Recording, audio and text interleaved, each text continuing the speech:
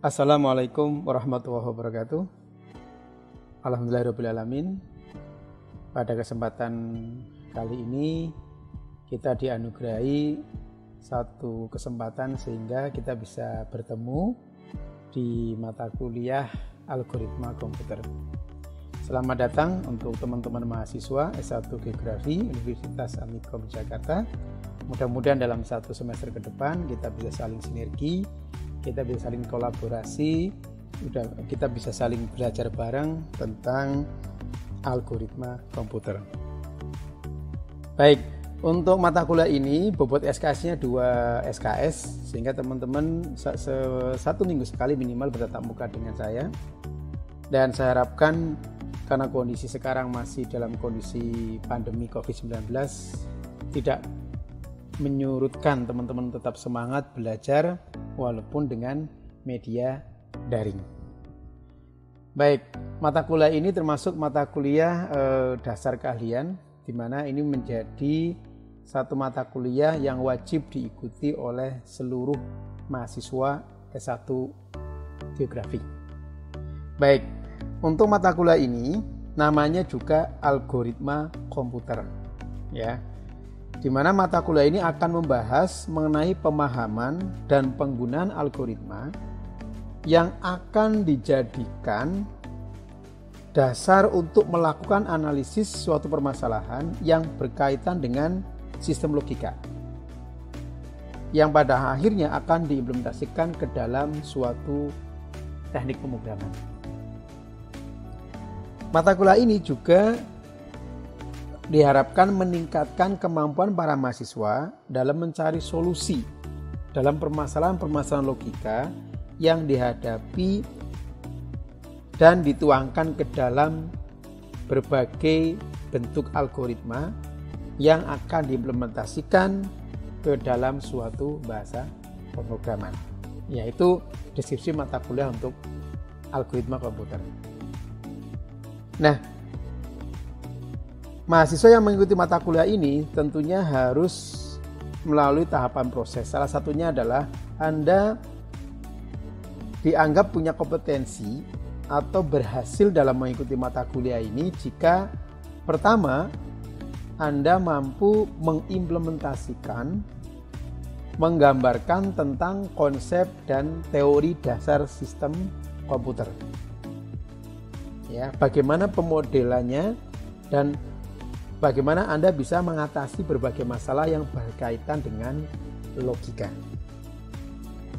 Yang kedua, mahasiswa mampu menjelaskan pengertian dasar logika, pengertian algoritma, dan pemrograman. Jadi, mahasiswa bisa mendefinisikan tentang apa sih logika, hubungannya dengan algoritma, dan kaitannya dengan pemrograman secara umum. Yang ketiga, mahasiswa mampu menjelaskan dan merumuskan tahapan dalam pemecahan masalah. Kemudian mampu menjelaskan tentang dasar-dasar pemrograman,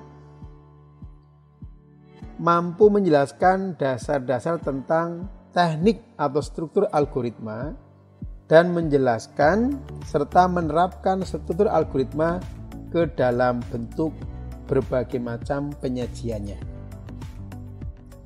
Yang berikutnya, mahasiswa mampu menjelaskan dan menerapkan konsep algoritma berbasis modular. Dan terakhir, dari mata kuliah ini, Anda harus mampu menjelaskan dan menerapkan teknik rekursi serta berbagai bentuk struktur data yang ada. Jadi memang mata kuliah ini basically mata kuliah dasar di mana akan dilihat dari sisi kemampuan analitikal Anda, kemampuan bagaimana logika Anda untuk menyelesaikan permasalahan-permasalahan yang pada akhirnya akan menggunakan komputer dalam implementasinya. Baik, dari uraian mata kuliah yang tadi saya jelaskan serta capaian pembelajarannya, maka secara umum kerangka materi yang akan saya sampaikan, yang pertama adalah tentang teknologi dan sistem komputer. Jadi di mata kuliah ini kita ada 14 kali pertemuan. Ya, terus kemudian ada ujian tengah semester, ada ujian akhir semester. Baik, untuk kerangka materi kalau saya simpulkan ya, yang pertama adalah teman-teman akan belajar tentang teknologi dan sistem komputer. Kemudian yang kedua, teman-teman akan belajar tentang sistem digital dan sistem logika. Kemudian akan belajar tentang apa itu algoritma dan pemrograman. Kemudian teman-teman akan belajar tentang berbagai macam bentuk penyajian algoritma, ya, apakah dalam bentuk pseudocode atau mungkin dalam bentuk flowchart. Kemudian setelah ini selesai, ini UTS gitu ya. Kemudian setelah UTS, kerangka materi yang akan kita lakukan atau yang akan kita sampaikan itu sudah masuk tentang struktur dasar algoritma pemrograman. Nah, jadi di sini teman-teman akan belajar tentang 3 atau 4 struktur dasar algoritma. Ini sesuatu yang harus Anda pahami. Kemudian yang berikutnya adalah teknik algoritma berbasis modular. Dan terakhir adalah algoritma data spasial dan implementasinya.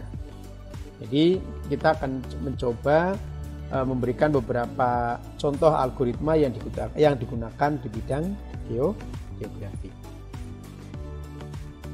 Baik teman-teman, itu yang mungkin saya sampaikan terkait dengan